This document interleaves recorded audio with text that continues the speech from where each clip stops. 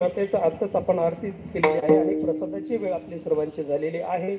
तरी पण आपल्याला आवडेल म्हणण्यापेक्षा ज्या पद्धतीने आणि मला जिथपर्यंत धावत्या वेगामध्ये सेवा अर्पण करते तिथपर्यंत माझा प्रयत्न असणार आहे.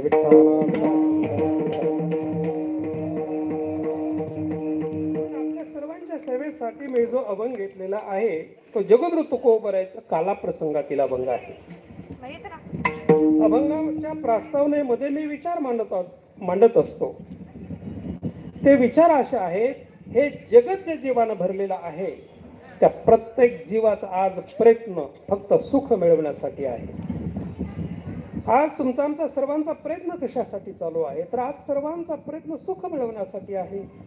आणि सर्वांचा प्रयत्न सुख मिळवण्यासाठी असल्यामुळेच तुम्ही आम्ही केलेली वैयक्तिक भौतिक प्रगती, जीवनामधली समाजाने केलेली भौतिक प्रगती, जगाने केलेली भौतिक प्रगती हा त्याचा भाग आहे. आणि या भौतिक प्रगतीची आपल्याला सर्वांना गरज आहे.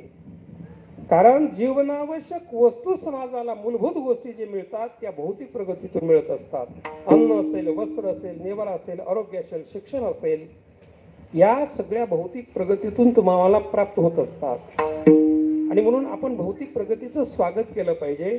सर्वांचा प्रयत्न असायला हवा. सर्व क्षेत्रातली भौतिक प्रगती तुम्हाला सर्वांना गरजेची आहे.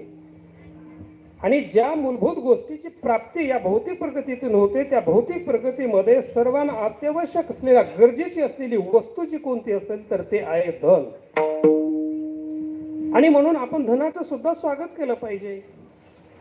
आज सर्वांचा प्रयत्न धन हे अंगे म्हणून आलेला अनुभव आले अंगात ते या जगात देत असे. जगाला अनुभव देणारा संत महात्मा प्रत्येकाच्या जीवनामध्ये यावा, भेटावा, नवे कळावा. विठ्ठला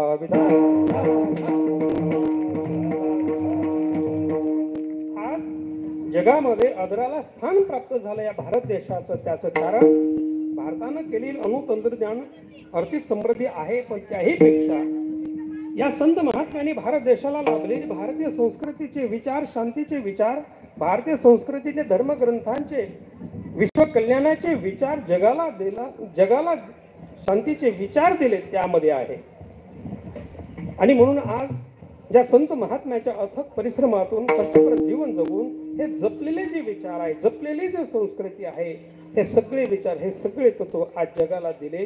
आणि हे सगळे तत्व, हे सगळे विचार संत महात्मे जगले. म्हणूनच आज कुंभ पर्वामध्ये आपल्याला त्रिवेणी संगमामध्ये स्नान करण्याचं सौभाग्य प्राप्त झालं. त्याचं कारण संत महात्म्यांना सर्व श्रेयाचं आहे. कारण या संत महात्म्यांनी ही संस्कृती जपली आणि या संस्कृतीचं दर्शन जगाला करून दिलं.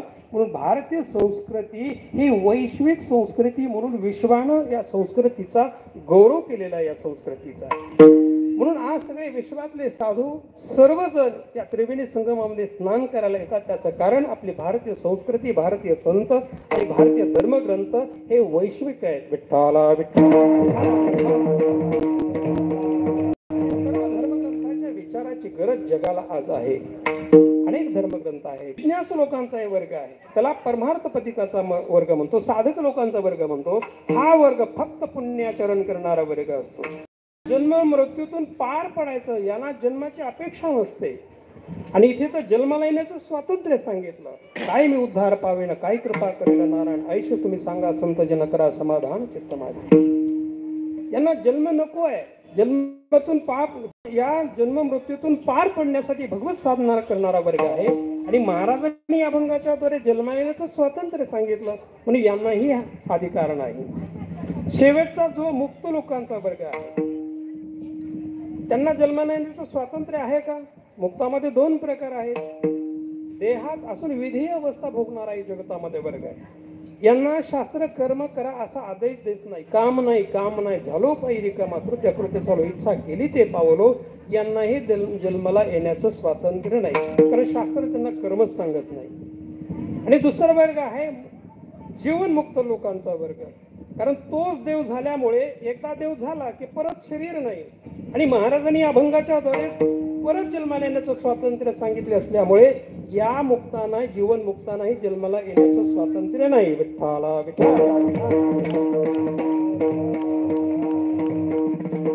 लोकांना नाही, विषय लोकांना नाही, जिज्ञासू लोकांना नाही, मुक्त लोकांना जन्माला येण्याचं स्वातंत्र्य